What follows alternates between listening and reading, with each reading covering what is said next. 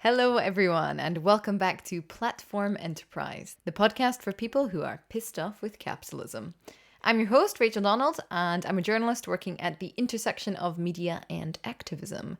You can find my most recent work over at platformenterprise.com, where you can also subscribe to get my newsletter and this podcast delivered to your inbox every week.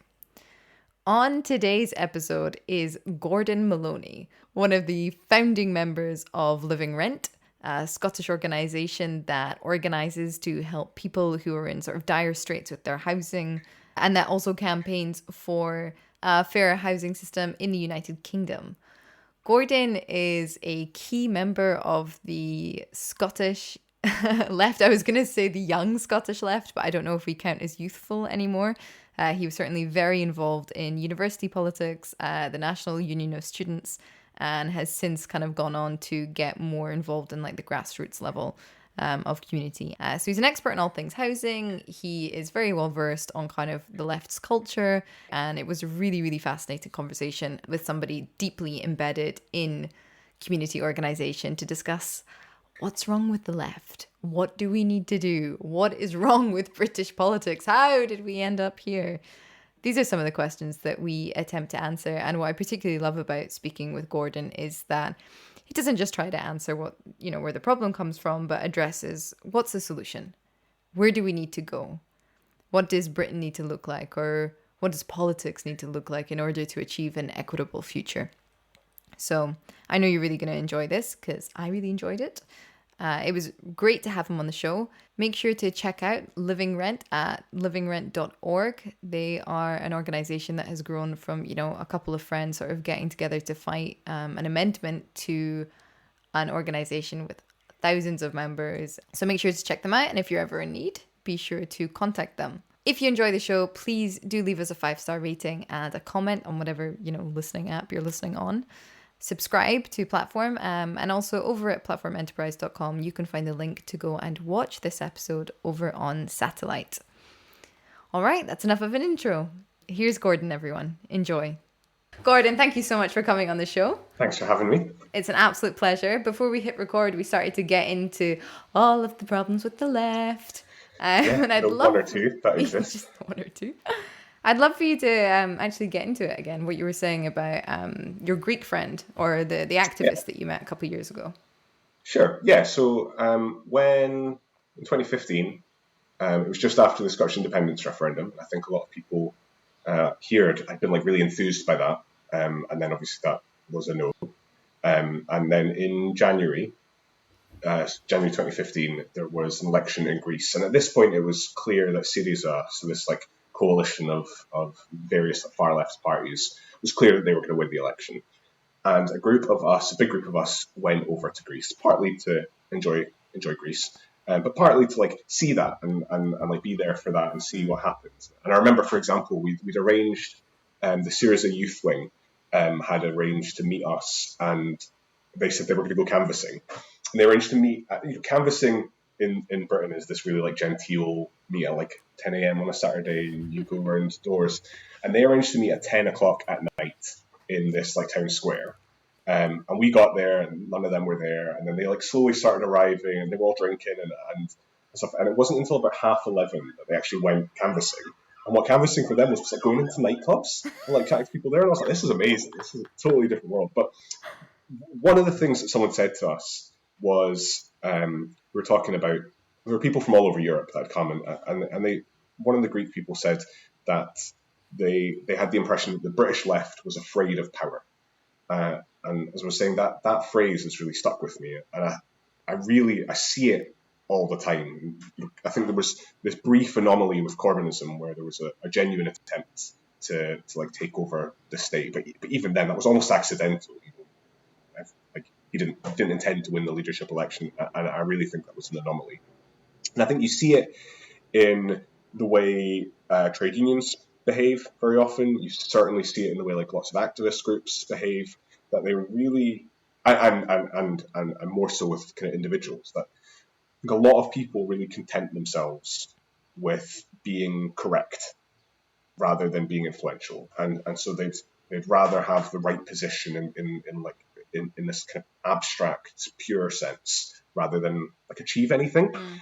And to me, that's just a nonsense. I just think it's ridiculous. I want to like, I believe these things because, you know, I'm a socialist because the world is terrible, and I want to change it. And I don't want to just think, well, everything's continuing to get worse, but I've got the perfect position on this issue. And you know, things in the end didn't go well in Greece for Syriza, but they did win. They did take over the state, and that really reshaped my ambitions in terms of like politics and like social change generally. That I don't want to just win some tiny little tweak here or there, or you know, have an activist group that's perfect. I want to change the world. Like Podemos. I remember when Podemos Yeah. won, and you and I were like messaging each other, like, "Oh my god, are you seeing Yeah. this shit happen?" Well, so there was this like that was the chant they had in Greece when Syriza won at the victory rally. They were chanting "Syriza Podemos, venceremos," just like "Syriza Podemos, we will win." And it was fascinating to me because they spoke of this like wave of left-wing parties taking over Europe. And at the time, it looked like Syriza they won, and they were going to win. At the time, briefly, Podemos were ahead in the polls in Spain. It looked like they could win. Sinn Féin were ahead in Ireland, and they talked about Syriza, Podemos, Sinn Féin, and the SNP in Scotland, which blew my mind. And all the people from Scotland were like, not sure it's quite the same sort of party. But they really had this idea of this like insurgent thing, and it was interesting because part of their analysis of what needed to happen to save Greece was that Europe needed to change. And so, you know, Syriza gets a lot of stick for how badly things went, but people were saying to us then at the election, they were like, if Podemos don't win, and if other European countries don't change, we won't have a chance.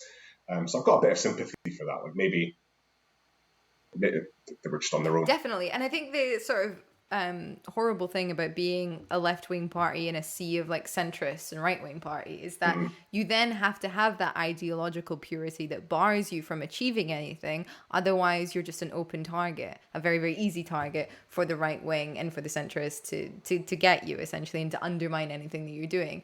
And I think that this is like you know, this is off the back of postmodernism, and it's like it's what is collectively or colloquially, known as identity politics. But like, we have to start prioritizing because the planet is in such trouble. But prioritizing means that some things are going to come bottom of the list.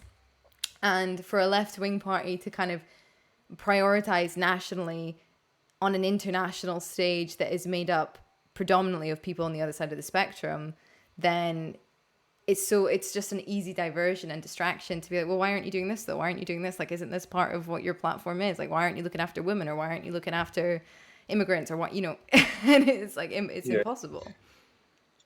Yeah, and I think there's a way of those things being like counterposed to each other, and that they conflict. I think there's ways of combining them that manage to like synthesize those issues. So you think, for example, in housing stuff, when we're doing a lot of this campaigning around high rents, that's bad for everyone. It's like a position, like a situation that is bad for all tenants. But it's particularly bad, for example, for women, because the pay gap means women earn less, and so high rents are particularly bad for women. It's particularly bad for migrants who, you know, if you've only just moved here, you've got very little hope of getting into social housing, and so you're much more likely to be in the private rented sector. And one of the things that we've always tried to do is, rather than seeing racism or sexism or whatever as this like issue distinct from the thing that we care about, that we have to pick and choose, either we campaign on that or we campaign on housing, we like to treat it as really part and parcel of the same issue.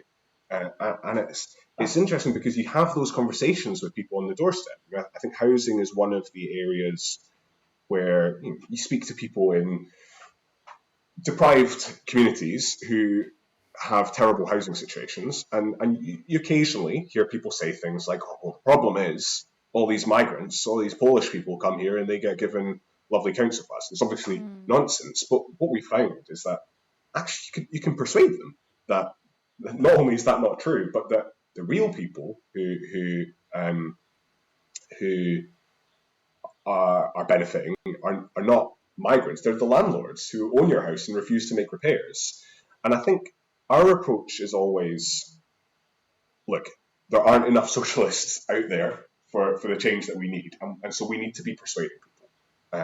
And that necessarily means working with people who you disagree with, and sometimes who have opinions that you find really objectionable or really offensive or problematic or whatever. I don't think we can afford to blacklist people because of that.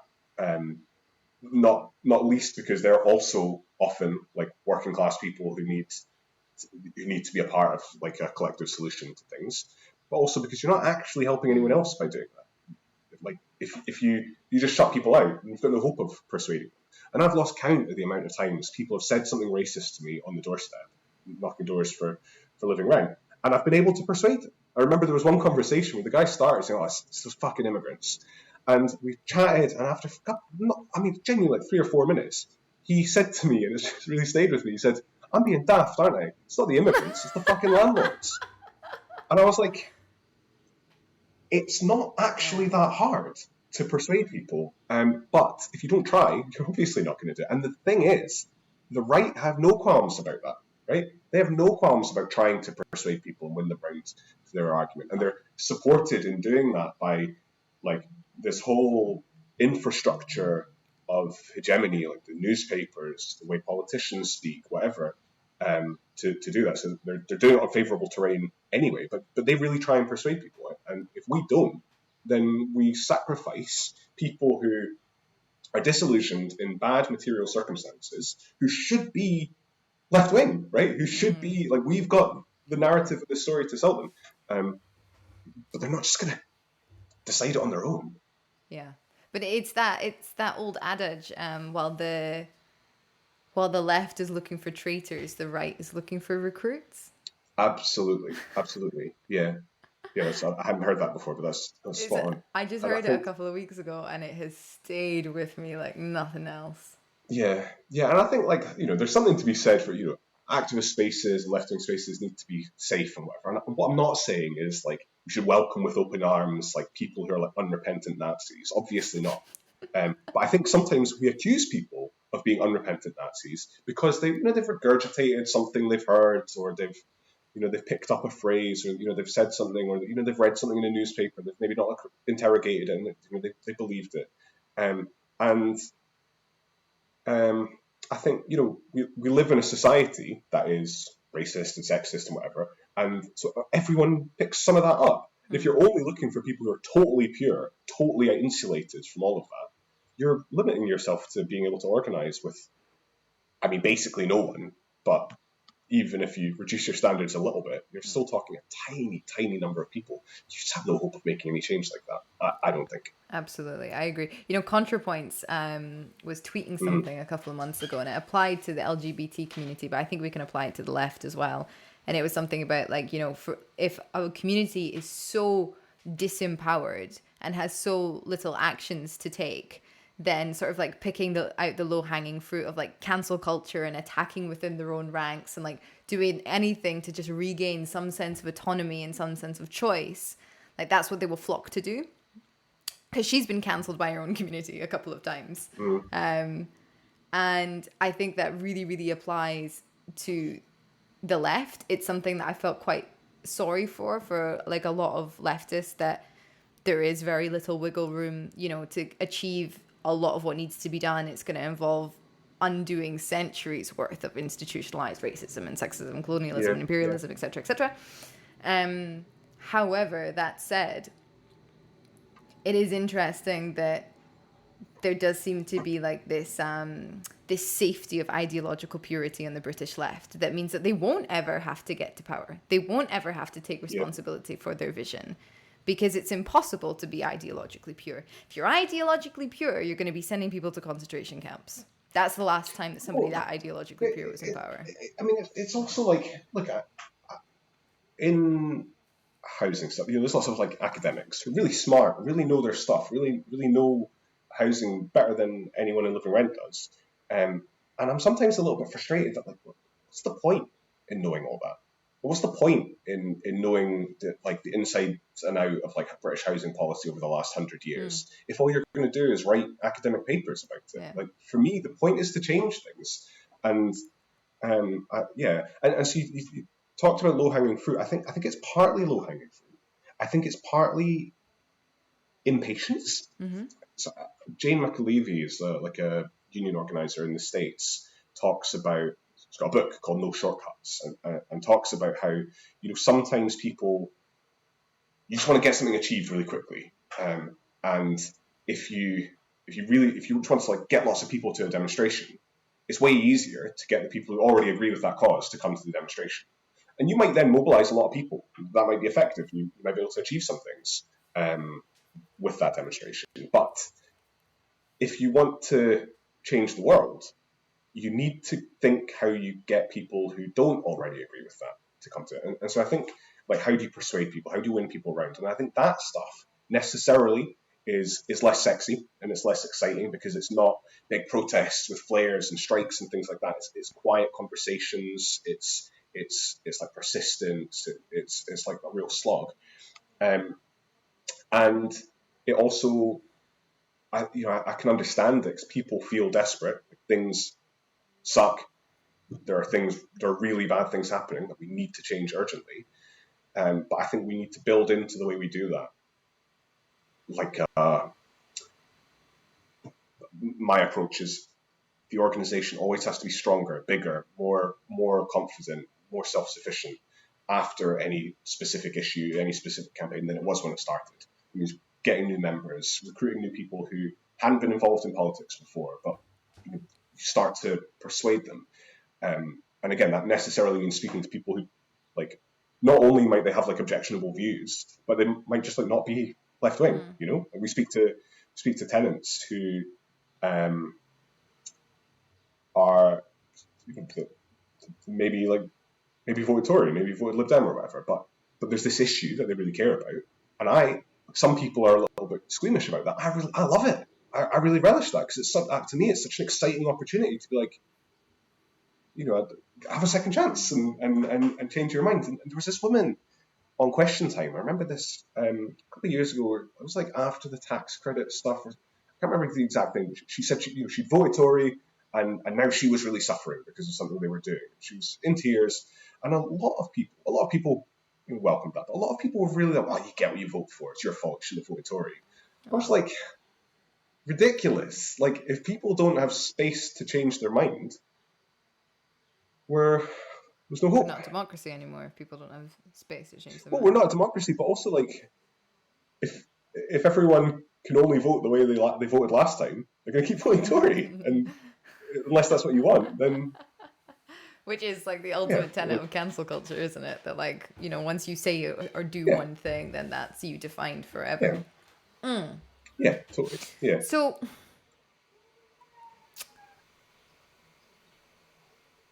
what have you found is like the most useful way of, I don't want to say converting people, but like empowering people to think about their options or to try something else? It's a good question. I'm not sure there is like one. I'm not sure there's like a silver bullet or like a one specific thing. In housing stuff, my experience has been housing's maybe cheating a little bit because I think most people basically already agree. Most people already think like their rent's too high, their landlord's a dickhead, that the housing system's broken. Like, most people are basically already there, and you see that we've done both when you speak to people and also when you do polling, and the majority of people support rent controls, things like that.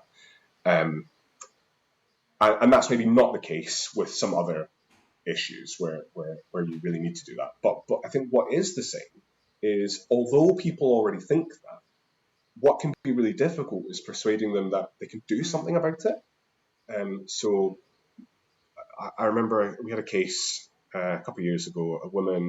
A young couple were in a flat, and it was I'd hardly ever seen a worse flat. The mold was absolutely disgusting, and they sent us these pictures, and we met with them to talk about it. And she kept saying this thing that really like upset me, where she was like, am I just causing a fuss? Like, am I just overreacting?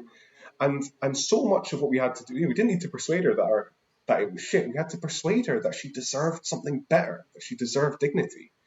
And I think a big part of that is a legacy of defeat that most people don't like articulate that way, but like people haven't seen. She hadn't seen big social struggles succeed and seen, whereas in the 50s and 60s that was less the case. People had seen trade unions win big disputes. They'd seen left-wing parties take over. They'd seen national liberation struggles in other countries win and like overthrow governments and stuff. And I think we've got a generation of people who their whole adult lives have been defined by, if it wasn't the Iraq War, it was the climate crisis or the financial crash or the climate crisis or now Corona or whatever. Like, it's just been defeat after defeat after defeat. And so for me, one of the biggest things you need to persuade people of is that, removed from whatever the specific issue is, that they have a right to demand better and that we can win when we organise for it. And you do that by showing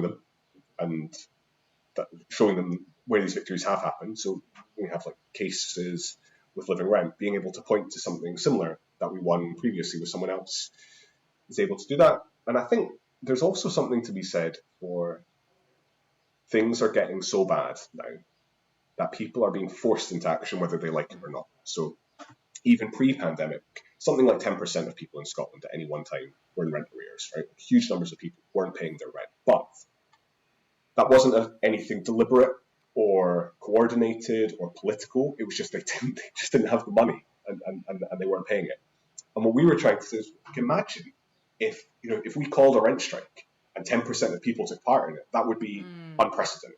Nothing like that would have happened for 100 years in Scotland. And so I think there's something to be said. People are being forced into desperation anyway, giving them the confidence and the infrastructure to turn that desperation into something productive rather than just like a last resort, to me feels optimistic. I think we should then give some background actually about Living Rent and how it started and all that. And then I want to go into why you think activist spaces are seeing, not all of them, but some of them are seeing these sort of incredible wins while politics stagnates increasingly and collapses in on itself. Yeah. So, but yeah, you were one of the founding members of Living Rent, right? Yeah, I don't like to. We try to not be like super hierarchical. So I don't like to say that. You know who it is. But yeah, I was there. I was there from the start. Is how I put it. And so it started in 2014, actually just weeks before we went to Greece. And it started because, partly the independence referendum had just happened, and a lot of people have like really enjoyed going out and talking about how the world could be a better place. And then some of them were disappointed, some of them were happy, but like none of them wanted to stop. Like they were, they'd enjoyed that. And so it was just then, weeks after the referendum, the Scottish government announced they were doing a new housing bill. And it, on the surface, sounded like it was going to go quite far. It was going to be really, really, really good. In some ways, it lived up to that. In lots of other ways, it didn't. But a group of us realised, we had a conversation, we realised that landlords, letting agents, developers, and whoever else, they are going to go all guns blazing to make sure that this doesn't touch them. And we were like, tenants need an organisation that can do that for them as well. So what started as a campaign on a specific piece of legislation, very quickly we were like, well, there's going to be more legislation, there's going to be more issues. So we can't just be a campaigning organisation that campaigns on this one specific thing, but that the organisation we need a union, and it needs to be something more permanent and much better infrastructure. And so we won big things in that piece of legislation. There's more to win. And we've won lots of other campaigns. But the thing that to me is really exciting about Living Rent is we went from, in the space of just 5 years, an organisation that began with, it was like 4 of us in this like breakout group discussing this piece of legislation, to now where we've got thousands of members. We've got 15, 16 branches across Scotland. We've got a paid staff team of, I think, 11 now. And I think that's one of the few like parts of the left that's really growing in that way. You know, the general story of activist groups is they burn bright for a bit and then they kind of die down in periods of low struggle. See that with XR a little bit. Had this like big flash in the pan, and a lot of those groups have kind of dissolved a little bit. Or the more established groups like trade unions and things that really are, whether or not it's decline, it's certainly stagnation, and that's not universally true. There are pockets of great things happening. But yeah, and so Living Rent does kind of two aspects. We do campaign, so we're campaigning for better rights and legislation and things like that, and especially in the context of the election that we just had in Scotland, where we had a kind of tenants manifesto. But the bread and butter of what we do is what we call community organising. So really, like I mentioned, those branches, lots of them are really small, not in scope, but in like geography. So they'll cover a couple streets. And we wanted to do that because we wanted to really go deep rather than broad. We want to go broad as well, but we wanted to first go deep. And part of that is everything we were just saying about recruiting new people. I sometimes have the impression that activist groups kind of play top trumps with people who are already bought in. You're just like, one week they'll be at this demo, then the next week they'll be at a meeting for this campaign, then they'll be at this trade union or whatever. It's the same people. I always, you go to demonstrations and you recognise half the people. And we wanted to not do that. We wanted to really go deep and recruit new people. And I think that's been really successful. And it's no exaggeration to say that literally week in, week out, are winning big campaigns for individual members. So we stopped an eviction just yesterday morning. One of our members, their young disabled kid. Yeah. Can you talk about that a little bit? So the government banned evictions during lockdown, and that ban is coming to an end. And this woman, Lors, was due to be evicted with her kid. And the campaign around it kind of had two aspects. There was partly asking the government to do more and ban evictions properly and not allow this to go ahead, but partly building this like community resistance. And we've been drawing on this very specifically from Kenmure Street, where police tried to deport two people from Glasgow, and in the time it took them to get into the building and get the guy from his flat and get him into the van, enough people had gathered around the van to stop them leaving. And then by the time the police got there were thousands of people, and they just couldn't do it, and they forced these people to get deported in the end. And we really drew on that. Like, that is the spirit we need to bring. And so yesterday morning, when the eviction was due to take place, there was 30, 40 Living Rent members outside the flat and outside the home and ready to physically stop any eviction, including an MP who'd come down. Oh, wow. And I think that sent a very clear message to the landlords and the tribunal system that, well, actually, you're going to need to find a better way of dealing with this because this eviction can't go ahead. I want to ask about this, right? Was it a private landlord? Yeah. And what was the reason for eviction? I have to admit, I'm not totally across it. I think it was arrears. We've had over lockdown, people were already struggling to make ends meet beforehand, and 100% of people's wages wasn't enough to pay their rent, and going down to 80%, if you were lucky, meant that people have really fallen into arrears. And the Scottish Government has given all sorts of support to landlords, grants, no strings attached loans, all sorts of kind of political support, and they've given tenants no support financially. And what that means is, although they banned evictions, people have accumulated debts and arrears that they just will never be able to pay back. And there's been nothing done to support that. And experts, Living Rent, but also Shelter and other organisations are saying, if you don't resolve any of the problems that led to people falling into this debt, and you just allow evictions to take place again, what you're going to see is an absolutely unprecedented wave of evictions and people being made homeless because of this debt. So this specific case, was an important one, and it was an exciting campaign, but it's just symptomatic of what's to come. And the Scottish government have, in my view, just totally failed to grasp the seriousness of what we're facing, or to match that seriousness with the action that's required. So happy to get into how the Scottish government has failed, but just on that case. So, and the same thing with the deportation case. And I remember watching it and being really, really interested, because the thing is, like, how do you stop that from just being like a flash in the pan action? I.e., how do you ensure that they just don't come back tomorrow and do the same thing? Yeah, totally agree. So, I mean, on the eviction stuff, it's a little bit more complicated because they have to give dates and things like that. So, okay, a little bit more clear cut there. The deportation one, I totally agree, and I watched it and I was like, this is amazing, and it's a good indication that so many people are willing to put, risk. Is that really loud? Risk getting arrested or something like that. It was really amazing. But what happens if the next day the police just turn up in an unmarked van and take them for deportation? I don't know what the answer to that is in the short term, but in the kind of medium to long term, I think those sorts of moments are important politically in terms of setting a narrative, right? So the Tories have made a series of calculations about what the public opinion on asylum seekers and stuff is, and those calculations are reinforced time and time again.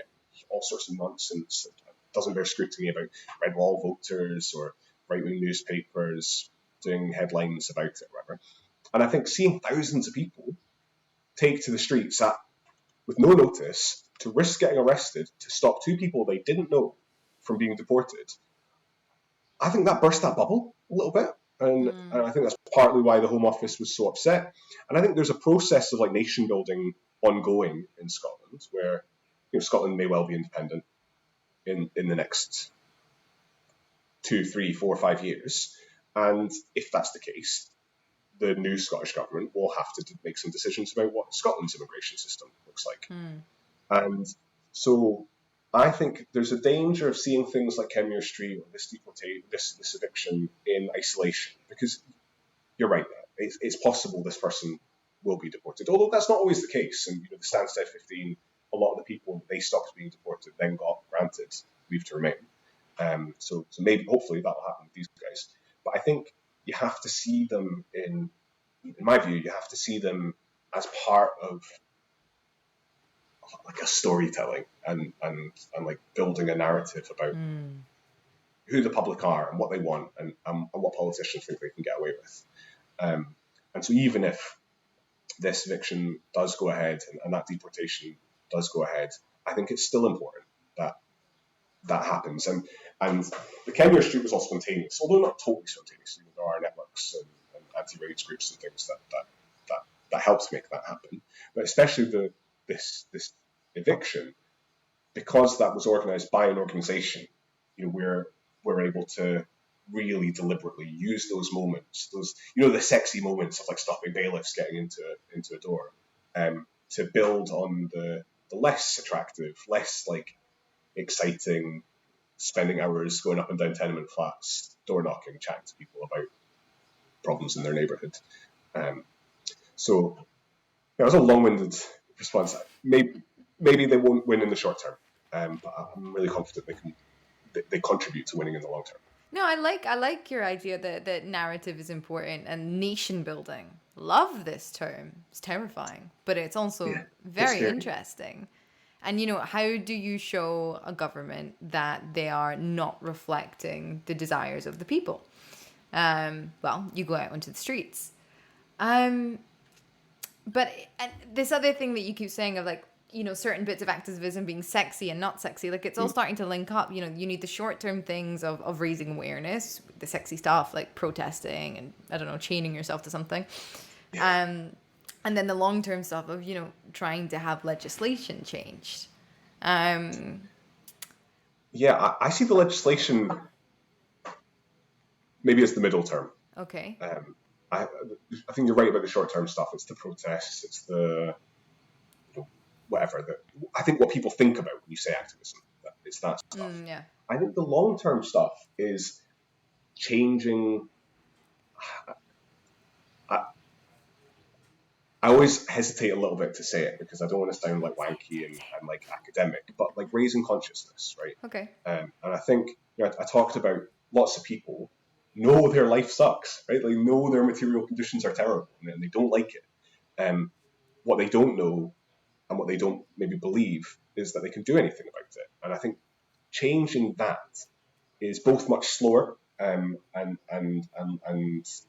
long term than just mobilizing the people who already agree with you, but way more consequential. And if you can do that, then for example, the people who need change the most are the ones who are least likely to vote, for example. And I'm in kind of two minds about parliamentary politics, but society, like elections in the past, would have gone better if more people had voted and the demographics who are least likely to vote. And I think that also has implications for what the legislation is. Politicians base their legislative decisions and their agendas and things on the people whose votes they think they need to win. And so if only comfortable white boomers are going to turn out to vote, then they're the interests that politicians are going to represent. And so, for example, homeowners way more likely to vote than tenants, which means house prices being high and the housing sector doing well is way more important to politicians than tenants needing house prices to be lower and rents to be affordable. And that's a really, don't know how that's reconcilable. There's a big challenge there. But at the moment, people don't even have to reconcile it. So we saw one of the very first things the government did in this country about lockdown was ensure homeowners had mortgage holidays. Tenants didn't get a holiday. Okay, yeah. Can we talk about that? I found this absolutely astonishing. It gets worse. So not only did landlords, did homeowners get granted a mortgage holiday, and tenants get nothing, but landlords also got granted mortgage holidays, and in most cases they were totally no strings attached. So we know of cases where a landlord got granted a mortgage holiday, so they weren't paying their mortgage for those 3 months, but they still made their tenant pay rent. And the Scottish Government's response was, well, tenants should go and ask their landlord and see if they can negotiate a rent reduction. And in fairness, we did a lot of work to support tenants getting those rent reductions. And I think we calculated that we secured about £50,000 worth of rent reductions. But loads of people were saying to us, I can't go ask my landlord that. We've got a terrible relationship. And we know of people who did ask and were threatened with eviction, or either you pay or you're out. Just totally crazy. And I think it really underlines not just, the balance of power in society and whatever, but I think there are a lot of politicians who are good-minded and they've got the best intentions in the world, but they're just totally deluded about the realities in this case in the housing sector, but it could be anything else. It could be police violence, or it could be in the workplace, or whatever. Yeah, but how? Because that is back to that example. That is such a simple equation. Grant landlords a mortgage holiday. Grant tenants a mortgage. That is 1 + 1 = 2. Yeah. How did they arrive at 3? You'd think so. I mean, part of it is I remember speaking to a councillor in Edinburgh, and we were talking about rent controls. We were doing this. We were going around meeting councillors to talk about. And we've been talking about this. It was 5 minutes into the conversation. She was like, "Wait, don't we have rent controls?" And the reason she thought that was because the last time she rented in the 70s, we did have rent controls, and she just, despite being a councillor and despite it being 40 years, hadn't clocked. And so I think part of it is that I think some of these people are just not. We have a political class, not totally across their shall briefs. We say? Yeah.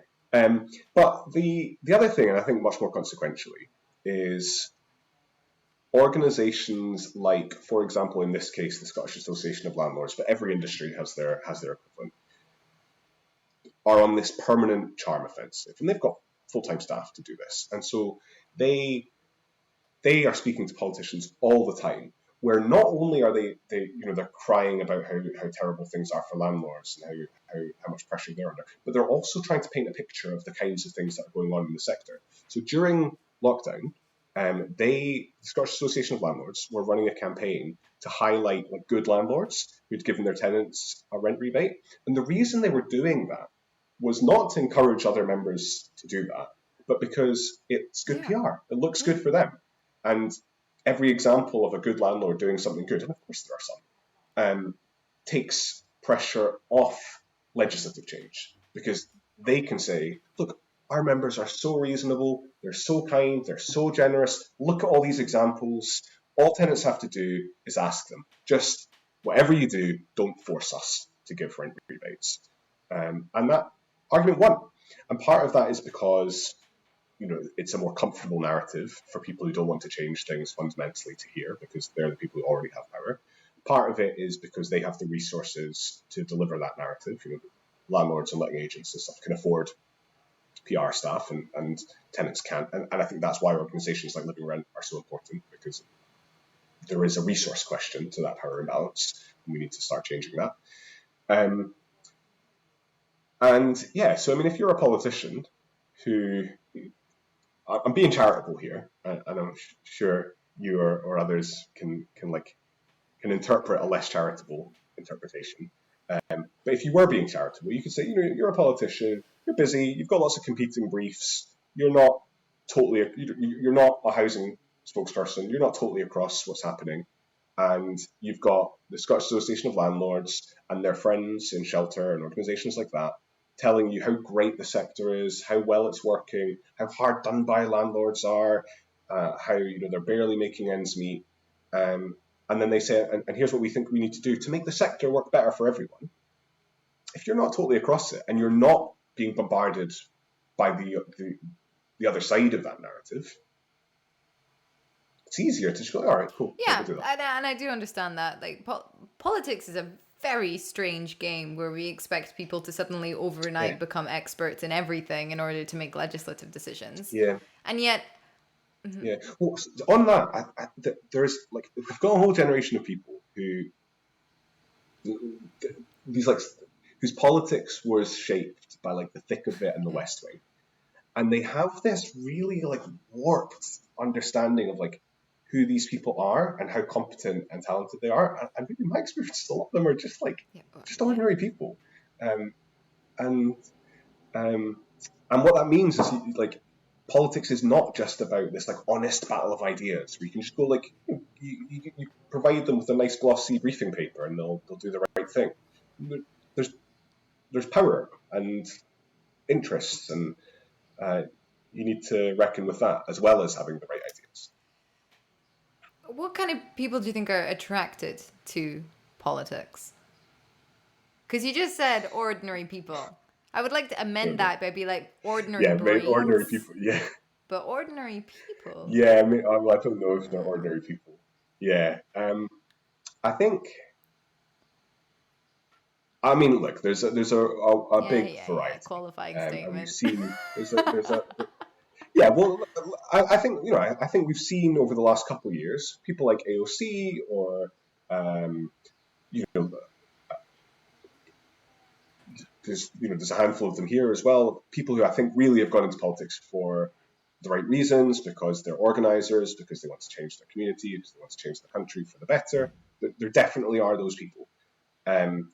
What I think there isn't or hasn't been historically, and is starting to change a little bit, is an infrastructure to equip the people who want to go into politics for those reasons with the skills and resources and stuff that they need to do that. And that's important because on the other side, there absolutely is that. There's this conveyor belt of the amount of people who go from the legal profession into politics Eton. And things like that. And what that means is the whole... or Eton or Oxbridge or in Scotland, what is it, 7% of people go to private school, or 3% or something like that. And in Parliament, it's 20 or 30%. And so I think the same is true of politics as is about management levels in workplaces and like high paying jobs and things like that. We just have a culture that values uh, the confidence you get in a private school and how articulate you get from being from a community where your accent sounds like this, and this whole range of things that create barriers for people who, if you're like a workplace activist in your trade union and you like you've got great politics and you want to improve things, but you don't know the ins and outs of how your internal party selection process works, or you don't know how to pull together a staff team to run a campaign or whatever. Of course, that creates loads of barriers. And then on the other hand, you've got these people who fantasize about politics their whole lives, and they do this kind of like fantasy football style. They've mapped out what their office would look like and what roles they'd have, and things like that. And Yikes. ordinary people don't do that. So that's super weird. But it means they're at a big disadvantage when it comes to it. Do you think that politics would be better if the activists of the world were in office?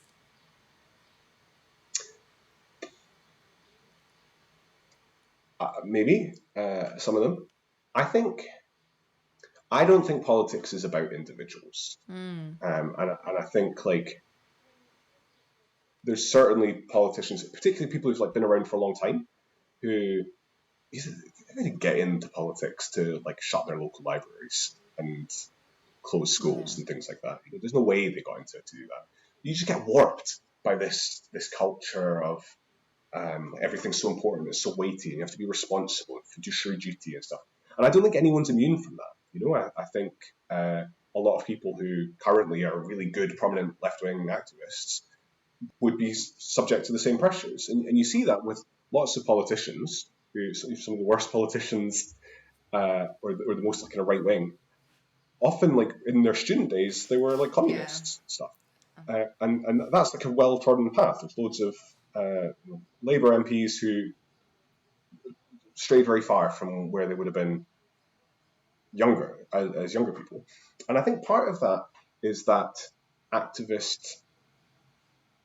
activists, but activist spaces and organizations and groups and unions and organizations don't have effective means of like holding people to account. On the one hand, as the stick and like challenging people when they start to stray, but also the carrot. How do you offer them support? How do you make sure they've got the like networks around them and things like that? Because I imagine it's tough getting into that, and then suddenly you're being bombarded with people, SPADs and officials and civil servants telling you this is what you need to do, this is how it's done. It takes an extraordinary amount of like personal resilience to resist that I just don't, in the same ways you can't expect everyone to have perfect politics, you can't expect everyone to be able to withstand those sorts of pressures. And I think it's on us to create infrastructure that allows people to not have to just have iron will in order to get through that and not become kind of part of the system. There's an interesting and very successful experiment going on at the moment in Rojava, where it's like this oasis of perfect democracy, in the middle of the Middle East, in the middle of all this turmoil. And what they're trialing that they found very successful is for every single MP or like member of the council or whatever to be co-chair. Yeah. So there always has to be 2 people per seat. And I think man and woman, I think it's split by gender as well. Yeah. And they've seen huge success with employing this infrastructure because it takes the heat off of somebody. They don't have to be making decisions alone. Yeah. They can talk through with somebody who's given the exact same brief as them, etc. But as somebody who perhaps, if it is split down by the gender, as I think it is, comes from an inherently, different perspective. And it's actually galvanized the youth to get involved for the first time in forever. And heralded a whole new politics that works with the dominant religion there. The fact that women are also in these positions of power next to the men. Yeah. So, I mean, is that like the kind of infrastructure that you mean, or? I think there is a tendency to look for quick fixes. So, like, what's the one structural thing you can change and everything would be fine. And recently you've started to see people in the kind of British centre left saying if we had PR and proportional representation, everything would be fine. So that the problem is first past the post. Certainly don't like first past the post. I don't think like all our problems boil down to that. And so I'm always keen to find ways for organisations to do things better. Living around takes a lot of those approaches. You try not to have people doing things on their own. Try and have power diffused so you can share and teach and learn, things like that. I think all of that stuff's important. I think what I meant by kind of infrastructure is less at that level and more at a kind of grassroots level. So how do you, for example,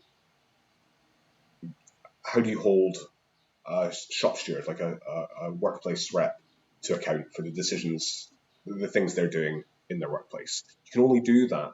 So, they're going every month to meet with management and talk about things. But workers, the other members of the trade union, can only hold that person to account. Firstly, if they know what's going on. So I think you need good accountability processes and good transparency and things like that. They can only do it if they're like engaged in the first place, and so you need to have like a healthy, vibrant culture, like a healthy, vibrant democratic culture internally to those organizations, and there need to be like processes that you can follow. And I think what happens very often because of this like electoral pressure is you have a campaign group or some kind of organization where someone's, often a white guy, is super charismatic, really, maybe really good looking, really like, they're like, this person could definitely be an MP or an MSP or whatever. And then what happens is, rather than anyone ever like checking that and like taking them down a peg or whatever, they go through this process of being constantly bigged up because you're going into an election or something like that. You just need to say that they're amazing all the time. And then they get elected, and first of all, that fucks with their ego. And then there's no process where they're like accountable to the group that got them elected. And so I think organizations like Podemos and a lot of the groups in the States are trying to work that out. Like, how do the people who get Bernie or whoever, how do the people who get them elected then continue to have a say? And I think the Corbyn project didn't go very far with it, but there was a lot of talk at the time about like democratizing the party and making it so that it wasn't just the members of parliament that decided how they'd vote on things, but the grassroots membership and things like that. Don't think they were ultimately very successful, but I think basically you need to think about these things, in my view, in a really like expansive way. So not just, well, if we have co-chairs or we have PR or we have term limits or whatever the kind of like latest idea is. I don't think any of them are sufficient on their own if there's no. But surely accountability, that's the role of the media in a democracy, is to hold the powerful accountable. Yeah, I think it's their role. I don't think they do it. I certainly not in this country. I think the way at the start of lockdown, there was this, I think, grotesque scene where the government were taking very bad decisions on lockdown. They were doing things very differently to WHO guidance. They were doing things very differently to every other country. And a lot of people, ordinary people, were like, I'm not sure this is the right thing to do. And you had the media class kind of collectively berating those people. So there's a quote, the phrase hipster analysis. Some Labour-aligned journalist, when this was all going on, was saying on Twitter, she said something, I don't have the exact quote, but said something like, we don't need any more hipster analysis from people on Twitter. It turns out that hipster analysis was spot on and sage, and everyone there recognises that if we'd locked down earlier, for example, tens of thousands of people would have not died, right? And so you had this, as I say, this grotesque scene where the media were holding the public to account rather than the government. And you've seen that time and time again over lockdown, where the reason cases are going up is because young people won't get vaccinated, or because people are being irresponsible in the pub, not because sick pay is not sufficient for people to self-isolate if they need to, not because people, workplaces were being encouraged to reopen, not because the government did eat out to help. No, it's the public's fault. And it was interesting that YouGov then started to poll on who they blamed for cases going up. And increasingly, people started saying the public. So you see this process where we know the media can hold powerful people to account, because on occasion they do. They held Corbyn's Labour Party very much to account. I think they've done an atrocious job of holding this government to account. And I really worry that that's only going to get worse. The changes that are happening to the BBC, this new GB News, it's kind of like American imported, kind of shock jock, far right, Times Radio. I think the media landscape in the UK is getting worse and worse and worse. And I'm really worried about it, because I think you're right. A healthy democracy relies on the media to hold the government to account and expose them. And now, Gove got found to have broken the law, Michael Gove, this week. Barely made a peep in the papers.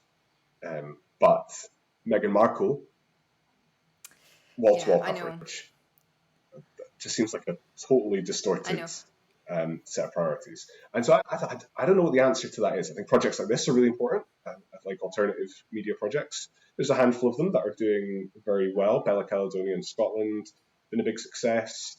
Novara Media, projects like that, I think are good examples. But none of them are like a mass project. And maybe that gets back to the scale of ambition, because I think a lot of these projects are happy to just be like a left-wing blog. But what we really need, I think, is, I don't know, like a left-wing TV channel or just newspaper, even like beyond like wings, that. just independent. So it's not owned by anybody. Something genuinely impartial. Yeah. I'd take that. The thing is, though, right? Like, I am very wary of like the binarized thinking of, it's not either it's all on the public to do something, or it's not on the public at all to do something. Because like if you look at algorithms, like they're incredibly manipulative, but ultimately if you input data into it, they're going to use it. And what I mean by that is, paper, having worked in journalism, like you publish what is going to get you page views because you need money, because it is a dramatically actually underfunded industry. It's a dying industry, and people don't really take this into account when they start blasting the media. Like the media is doing everything it can to survive. So if the public wants to read more about Meghan Markle than Michael Gove, that's what they're going to be writing about. So it's also on the public to start, for us all to start taking responsibility of like, what kind of political landscape do I want to see? What kind of media landscape do I want to see? What discussions do I want to be part of? And it's on politics to implement that on an educational level, to start having these discussions in schools, to start educating people about politics, about history. I mean, you would not believe, like when I lived in France and my French friends were like, you didn't learn about British history at school. Like you got to opt out of that at 12. You don't know what, your country's violent history. Nah.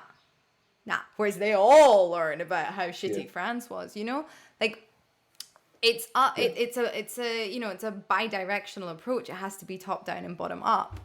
But we do really have to take into account, like, the context of such problems. And the media is not some, abstract... what's the word when you, in literature, when you give something a personage? I can't remember. Oh, it's awkward. I know what you mean. So I think that's totally true. A couple of things on that. One is that, of course, they have to cater to their audience. They also have to cater to their advertisers. And I think there's been a couple really interesting campaigns over the last couple of years around that. So people calling on advertisers to stop putting ads in the Daily Mail or the Sun, for example. I think that's been a really interesting way of like shaping that narrative. That partly to put pressure on those papers to be less racist, partly to say, well, if you're going to be racist, we'll make you go bankrupt. And I think just today, the Sun announced 200 million losses, which I shed no tears for. But you are, of course, right that the industry is doing very badly, and I think that is part of the problem. So papers that previously would have had industrial correspondents and investigative journalists now just rely on freelancers. That's been quite good for living rent, because it means that previously, whereas it was all very professionalized, journalists are now young, precarious people who are likely to be tenants. So the amount of time we're phoning and selling in a story, and someone's like, "Oh yeah, that happened to me." Like, nice, cool, you understand. But yeah, I mean, I think there's been a couple projects, not like left wing, not particularly right wing either, that have been very successful. The series of like City Live, so Edinburgh Live, Glasgow Live, Bristol Live, whatever. There's a bunch of them, and I think, as I understand it, they are. If you think about their journalistic model, their business model is doing quite well, and I think it's like we need to work out what the media landscape is going to look like, because with the best will in the world, even papers who wanted to hold the government to account are now less equipped to do so, even if they wanted to. And so, yeah, I guess, I don't know what that's going to look like in years to come. I'm quite worried about it, because I think it plays such a formative role in people's opinions. But there have been, over the last couple of years, some very like prominent examples of where people have bucked that trend. And so, not to keep coming back to it, because I know it was like deeply flawed in lots of ways, but the Corbyn project was reviled by the media. You know, I don't like to be one of those like mainstream media bias, but academic research has shown that coverage was overwhelmingly and consistently negative, huge amount of like incorrect factual inaccuracies and things like that. And yet in 2017, in their millions, people went and voted for that. So I also don't like the idea that people are just so stupid that anything the Sun says they'll go do. No. But it's incredibly infantilizing and disempowering. It is, and I think like my project, insofar as I have one, is about recognizing the people's agency and power. And I think sometimes leftists fall into traps with frustration or whatever of doing and saying things that take us so further away from that. So implying that people only do things because the media say so, I think, is part of that. And it also doesn't provide a solution, apart from completely undoing an industry, which is impossible at this stage. But I mean, that's not a solution either, because there's no strategy to do that. Exactly. Even if that's what you want, is to just like abolish journalism. Oh my god. Fine.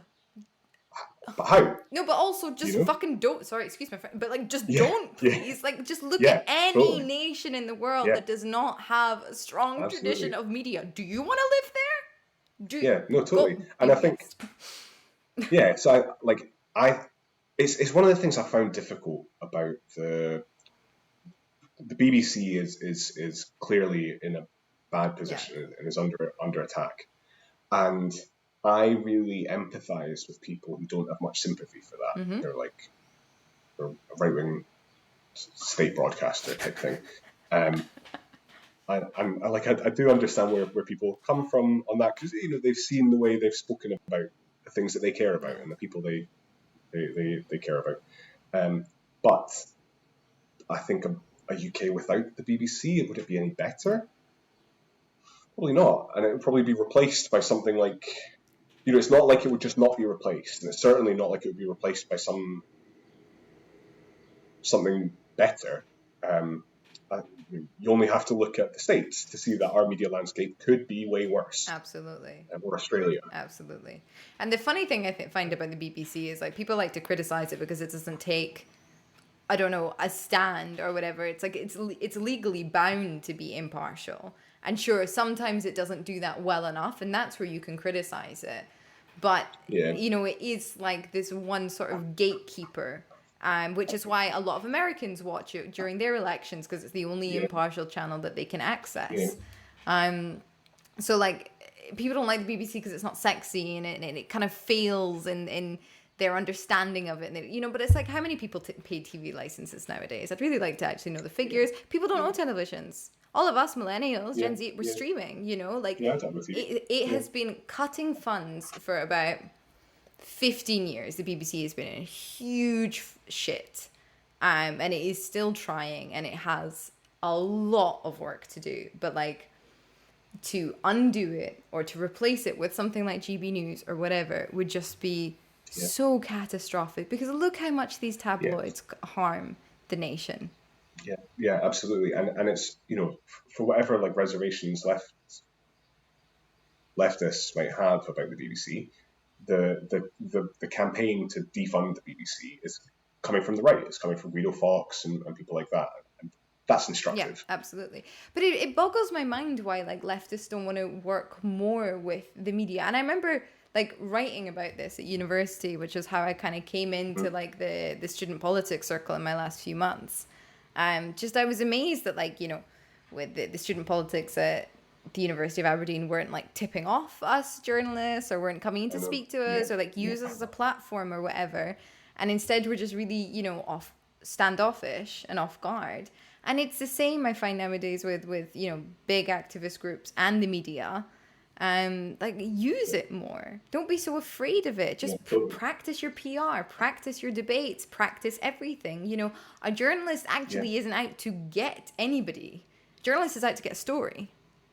You just have to give them the story. Yeah, and even if the editors have a line, it's something we've worked really hard in with Living Rent. Is we've got like a dedicated press team, we've got a dedicated press strategy. We work really hard to do it. We build it into what we do. But I think we're quite unique in that. And the results speak for themselves. We get coverage all the time, often really good coverage. The amount of times we send out a press release, it just gets printed word for word. Good for you guys. And yeah, partly I think that's a reflection of the state of the industry, that the papers don't have the journalists to like interrogate a story and rewrite it themselves. They'll just copy paste it. If you send them something, they can copy paste. But like I speak to other activist groups. And I'm like, why didn't you press release this action? Why didn't you do it? And they're like, I think part of it is there's a mysteriousness surrounding press work that some people are like, I wouldn't know how.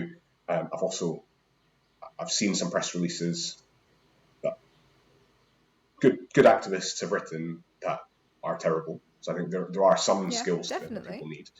But I think, as you say, there is also a hostility, on the one hand, a hostility and a reluctance to speak to like the mainstream media, and on the other hand, like a lack of understanding about like how it could support a campaign, how it could contribute, how it could help reach a wider audience. And we find it in Living Rent. We win a case, we do some press on it, we get good press work, and then people hear about us that would never have otherwise, because they're not in our networks. They're not people that are friends of people who are members. They hear about us because we're in the paper, and then they join, and then you've got a bigger network. And I just think it's mad to not do that. But it is a skill set. It involves a bit of a network. It involves a bit of faith as well.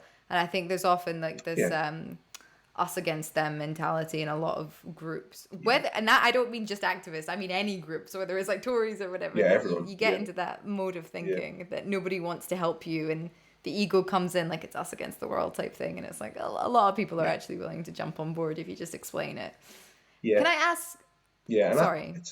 Can I ask, does Living Rent identify with any political leaning?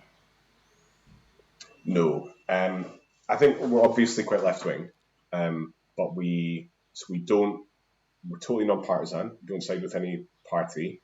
There's a discussion happening about it at the moment. We don't have like a political platform that you have to like sign up to join or anything like that.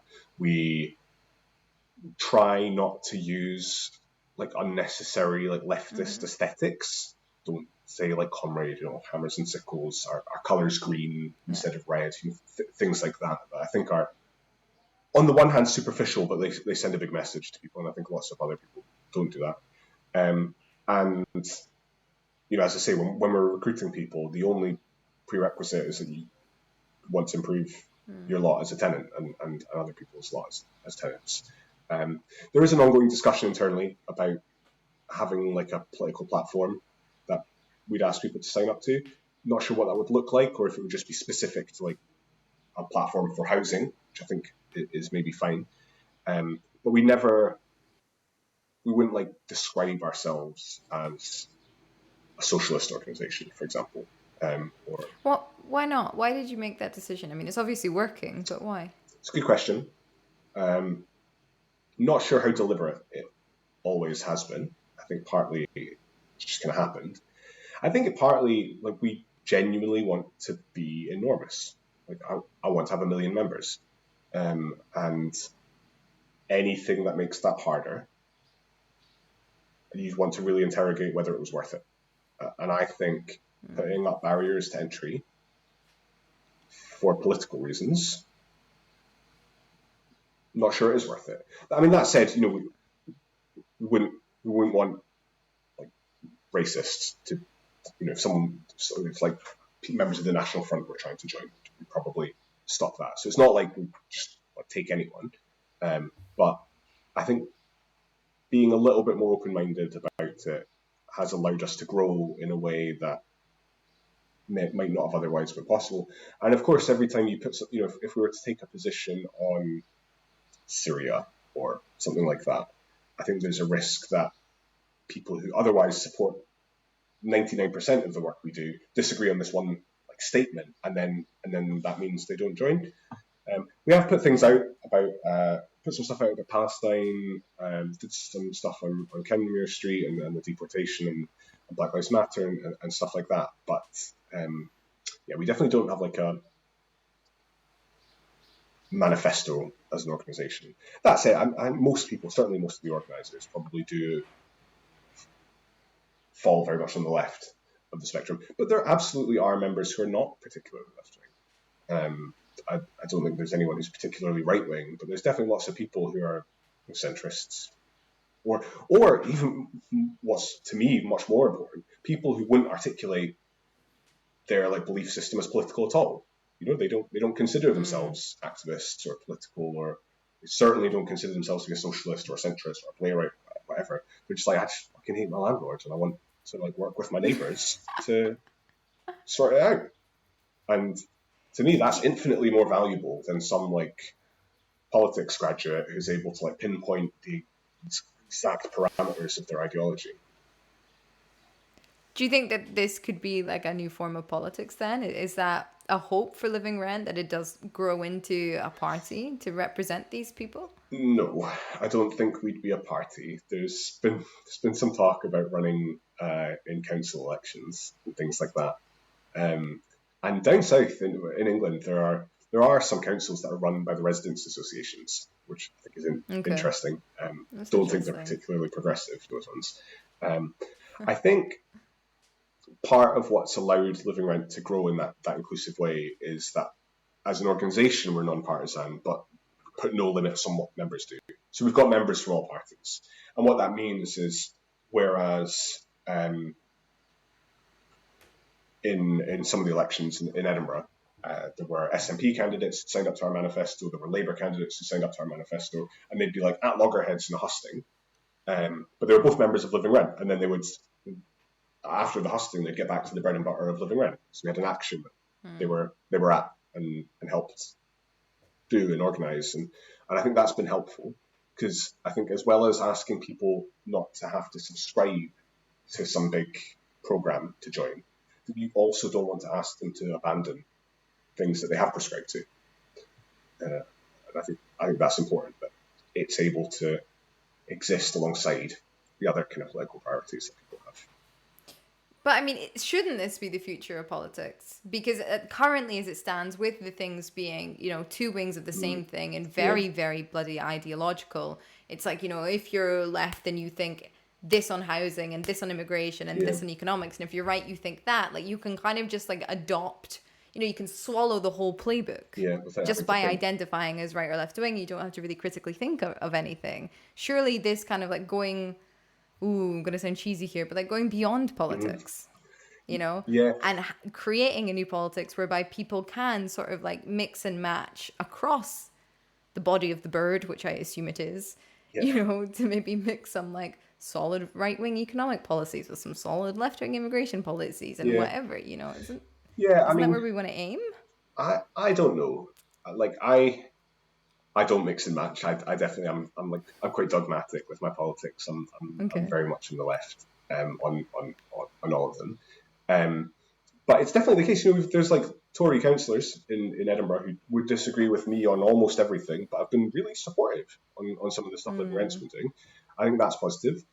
I think the problem isn't necessarily like the existence of parties, but it's one of the things I'm sympathetic about the first past the post argument down south is that in England there really is only space for two parties. You see that really playing out, and that allows all sorts of terrible things to happen, including, for example, if you're a Labour right winger or a Tory, it's really easy to write off supporters. So like, where else are they going to go? And I think the Tories miscalculated that, and loads of their members started to go to the Brexit Party. Recently, we've seen loads of Labour voters voting Green. In Scotland, it's not quite that bad. We've got a more pluralistic parliament, more pluralistic electoral system that allows for lots more parties. So you can vote Green. It's not a wasted vote. You can split your vote. You can vote Labour on the list and Tory in your constituency if you see people doing that. I think that's much healthier. And most countries have a healthier, more pluralistic parliamentary system than the UK does. I think so. Yeah, I don't know. It's definitely healthier for people to be able to change their mind on things. And I think the way parties are structured makes that very difficult for people without like defecting or things like that, which we shouldn't have to if you just want to disagree about one thing. Yeah, of course. Are you sure you won't run for something, Gordon? Yeah, I mean, I really feel like Scotland needs you. I'm pretty sure. I don't like to compromise, and I much prefer being the person on the outside making strong-worded demands than the person on the inside balancing priorities and negotiating things. I sometimes have to do that in negotiations with landlords. Where, they don't just give us absolutely everything we want, and I hate it. I much prefer being organising on the outside. But I think there is a new generation of people emerging in Scotland and in lots of other places as well. You see it certainly in the States that are kind of unburdened by the propaganda that the like Cold War era stuff. That just doesn't mean anything to people of our generation. They've not come in through what I think are often some like quite toxic political cultures like trade unions and things like that and were in the 70s and 80s. You've got these people coming in and building these new organisations around them. I like to think that Living Rent is like a part of that. Podemos is a part of that. People like AOC or Rashida Tlaib or Ilhan Omar, I think are great examples of people who give me a lot of cause for hope. So it won't be me, but I'm not totally pessimistic about having people that we can enthusiastically vote for in the future. Okay. All right. I've got two things to say. I still think you should. And the thing is, the problem with AOC is that she's the second worst. Congress member? Is she a member of Congress? Yes. Yeah. Yeah. Second worst Congress member for getting legislation passed. She's like 167 out of 168 in terms of actually getting stuff done. I think sometimes there's this idea. What's the phrase? I think sometimes we think of power in really restrictive terms. You take Nigel Farage, for example, right? Never won an MPC, never won an election. Always, by that measure, did terribly. Never got into Parliament. And yet he shaped British politics for a decade and achieved his life ambition. He shaped it not just in terms of Brexit, but in terms of immigration and all of this. And so if you were to look really narrowly at his electoral performance, you would say he was a total failure. But I think he totally reshaped the country. And so I like to think, not just to excuse the people who I like, not just to excuse their failures, I like to think that things are a little bit blurrier. I think that's very than just balanced. that. I would just combat that with being very wary of performative politicians, which Totally. Yeah, of then course. make people lose their faith in the cause. Sure. Yeah, I agree. Like good old Kamala going out this week and telling Guatemalans not to come. Yep. Nice one, Democrats. Yeah. I'm glad I don't live in the States, Oh my god. because this stuff, the amount of times the Democrats do things. So Trump would do something, and this whole like strata of people be up in arms, furious about it. Then the Democrats do it, and no one cares. Yeah, totally. So the amount of people who overlooked or outright aggressively dismissed what I think were very credible harassment allegations against Joe Biden because it wasn't politically convenient for them. I just think that's sickening. Yeah, it's absolutely vile what's been going on in the United States. I was so disappointed in, progressivism, quote unquote, when Kamala Harris won. And because she's a person of color and because she was a woman, it was lauded as this like huge thing. And like Politics are awful. Her politics are so shocking. Her voting record is disgusting. She is so far right. She wouldn't be aligned with any centrist or left-leaning party in the United Kingdom. And to just praise her essentially for two things that she hasn't chosen, her sex and her skin color, is just so depressingly regressive. It's just really patronising, and it just like opens the door to terrible things. And the Tories are playing on that now. You see, like Priti Patel is like hasn't made Britain less racist. Yeah. And I think this idea of representation for representation's sake just isn't a silver bullet. It's not good. It's not good. No. It's been, I think, it's been framed as a win for the left. And I think any win would be the fact that it's great for young people to see somebody that looks like them or talks like them or is like them in positions of power. Yeah. But to be defining people based off of these sort of like characteristics or manifestations of culture rather than actually looking at like what do they do with their power, what are they like, what's their network. It's the classic one about Thatcher. Like, was Thatcher becoming prime minister good for women in the UK? No. In the UK. I don't think I've ever heard anybody ask that question seriously. Well, yeah. There's this like. God, who is it? I did an interview with one of the Spice Girls. It was like, do you think Margaret Thatcher had girl power? She was like, yeah, absolutely. Like, did she effectively use that girl power when she funneled money into illegal Northern Irish paramilitaries? It's like, well, yeah.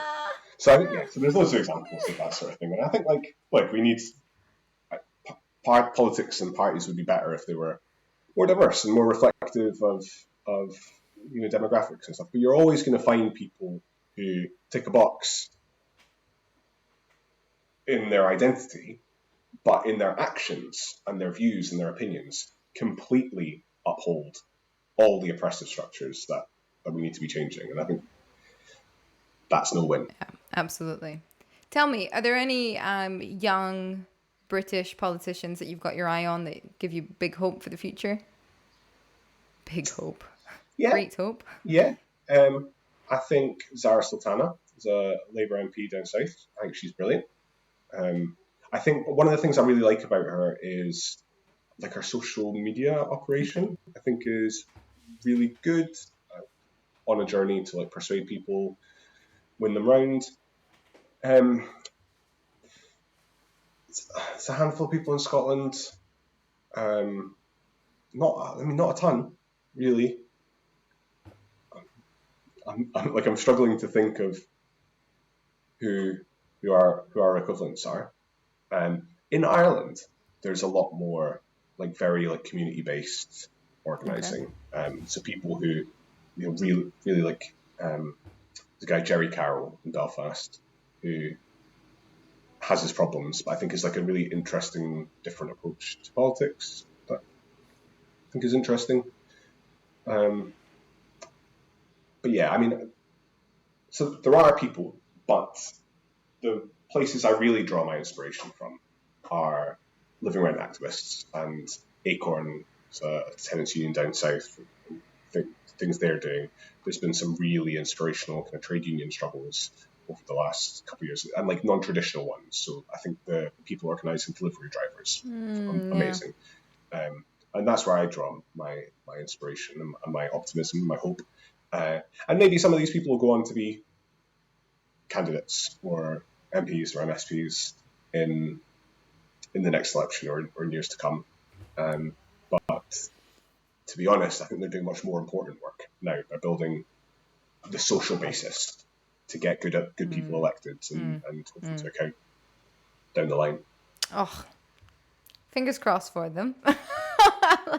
Let me know how I can help them. Yeah. Tell me, Gordon, I think we could go on and on and on and on and on, and I'll probably want to have you back on the show to talk about trade unions, actually, just have like a very specific conversation. Sure. But to finish up, who would you like to platform? Great question.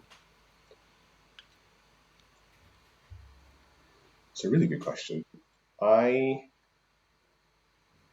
think it would be really interesting to speak to someone from like the Corbyn project and get their reflections on it, where it went wrong, what happened, what lessons it has for social movements, for left parliamentary projects, and there's any number of them, people who are involved in Momentum or things like that. I think if you can get someone to be honest about what went wrong, what went right, what they should have done differently, I find that really interesting, because I think it was an anomaly in British politics, and the 2017 result was really interesting. And there's been plenty of introspection about what went wrong. I think we need to start thinking about what went right as well. All right. Brilliant idea. Thank you. Cool. Listen, it's been a pleasure to have you on the show. Thank you for all your wisdom. Yeah, when looking forward to seeing it when it goes up. I'll let you know. Hey folks, me again. Just stopping by to remind you, you can find Living Rent at livingrent.org, where you can find out everything there is to know about their organisation and, more importantly, get involved. Also, please don't forget to leave this podcast a 5-star rating and subscribe to Platform Enterprise over at platformenterprise.com, where you can get this podcast delivered to your inbox every single week. All right. Thank you so much for supporting the podcast. I'll see you next week.